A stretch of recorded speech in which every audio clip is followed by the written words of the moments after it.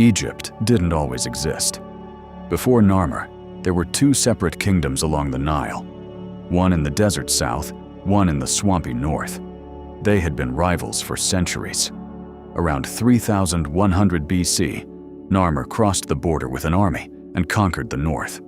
When the fighting was over, he put on both crowns. He became the first king of a unified Egypt, a country that would last 3,000 years. He didn't inherit Egypt, he invented it.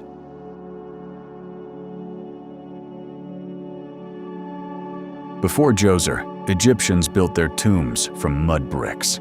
They didn't last. His chief minister, a man named Imhotep, came up with something completely new. A tomb built entirely from stone, stacked in 6 giant steps, rising 62 meters into the desert sky. It was the first large stone building ever constructed by human beings. That was 4,700 years ago. The step pyramid at Saqqara still stands today. Imhotep was later worshipped as a god. The pyramid is the reason why. We barely know anything about Khufu the person. No big speeches survived. Almost no record of his words. What he left behind is 2.3 million stone blocks, some weighing 15 tons, stacked so precisely that a piece of paper can't fit in the gaps. For 3,800 years, it was the tallest building on Earth. The only surviving image of Khufu himself is an ivory figurine smaller than your thumb. The biggest building in the ancient world, the smallest portrait of the man who built it. Khafre built the second pyramid at Giza, but what makes him stand out is the Sphinx, a statue carved directly out of the natural rock of the plateau. A lion's body, a king's face, 20 meters tall, 73 meters long. Nobody had attempted anything like it before. It took thousands of workers years to carve. 45 centuries later, it's still watching the same horizon from the same spot. The face on the Sphinx is Khafre's face. It's still there.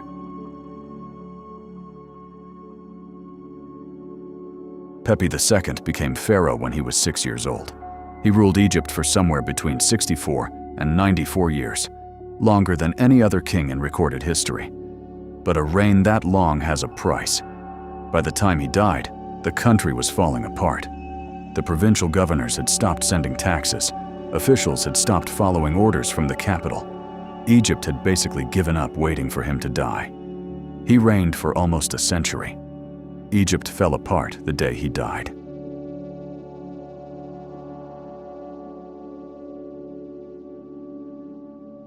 For about 150 years, Egypt was split in two. Two rival pharaohs ruled, one in the north, one in the south, and neither was strong enough to finish the other off. Mentuhotep II changed that. He marched north from Thebes, defeated the northern kingdom, and became the first ruler of a reunified Egypt in generations. The period that followed, the Middle Kingdom, produced some of the greatest art and literature in Egyptian history. He put Egypt back together after 150 years of civil war.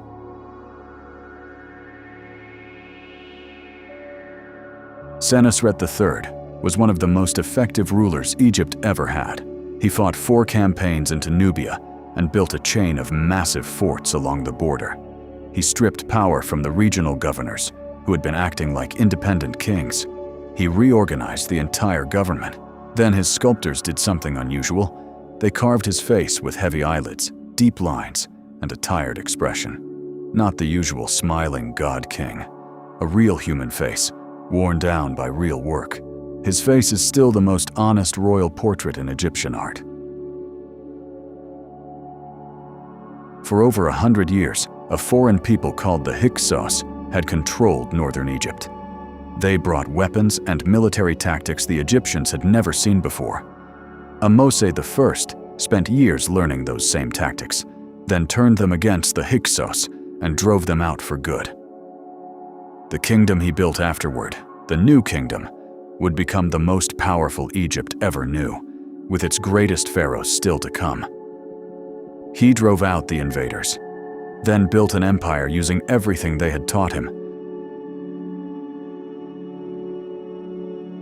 When her husband, the pharaoh, died, Hatshepsut was supposed to rule temporarily as regent for her young stepson. Instead, she kept ruling for 20 years.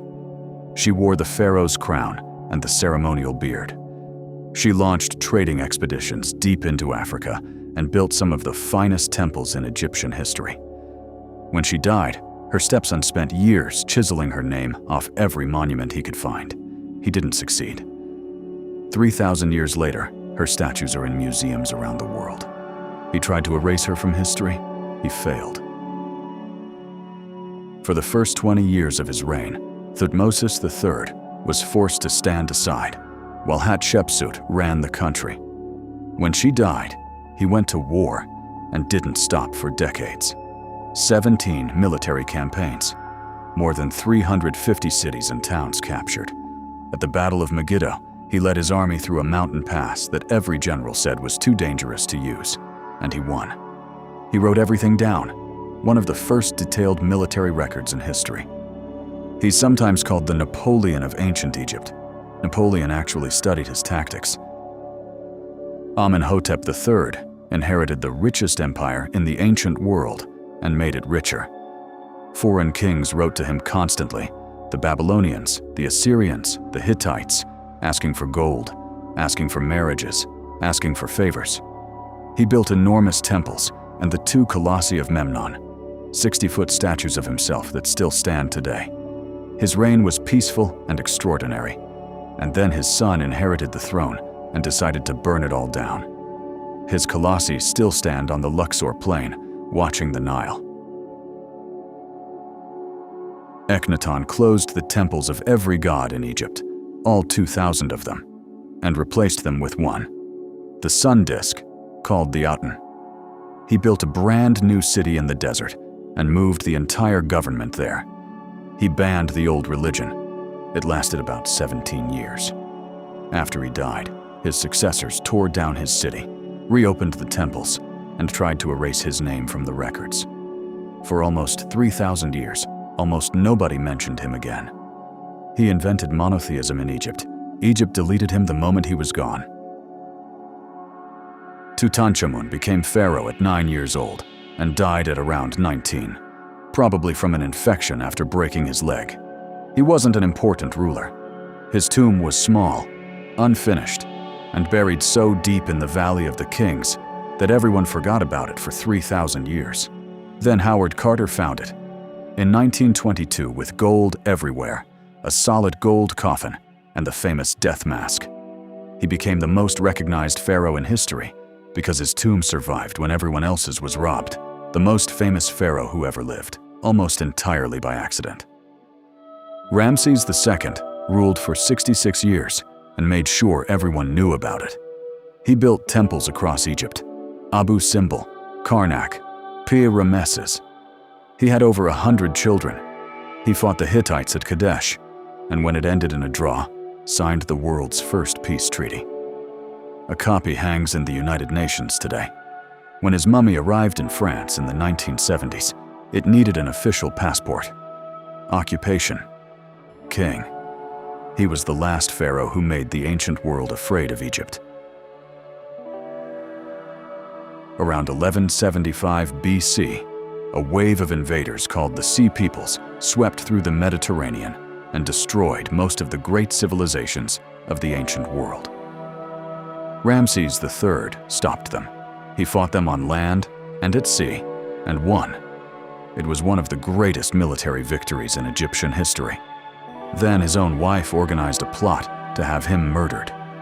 His attackers got to him. The wound to his throat was fatal. He stopped every enemy who came from outside. One came from his own house. Taharqa wasn't Egyptian. He was from the Kingdom of Kush in what is now Sudan, and his people had adopted Egyptian culture so completely that they actually built more pyramids than Egypt itself.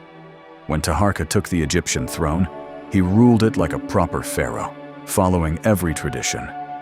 The Assyrian king Esarhaddon eventually defeated him and drove him out. He went back to Nubia, kept his title, and built his own pyramid there. He died a king, just not of Egypt.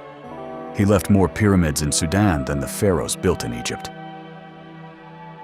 After decades of Assyrian occupation, Psamtik I used an army of Greek mercenaries to push the Assyrians out of Egypt. Then he did something surprising. Instead of trying to modernize the country, he went in the opposite direction, deliberately copying art styles and religious rituals that were 1,000 years old. He wanted to prove that Egypt was still Egypt, that the occupation hadn't broken anything that couldn't be fixed. For a generation, it worked. He made Egypt feel ancient again, on purpose.